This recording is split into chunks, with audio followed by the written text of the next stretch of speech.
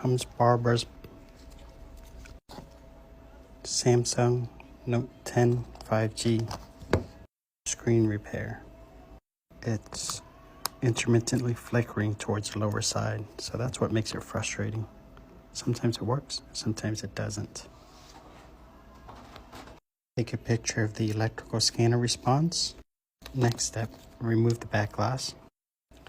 This one looks like it's broken off or missing from the previous repair.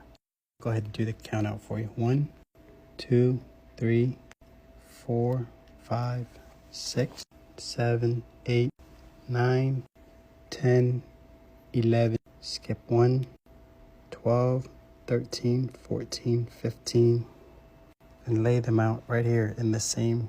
We'll be having a tech trainee, Mr. Arthur, with us.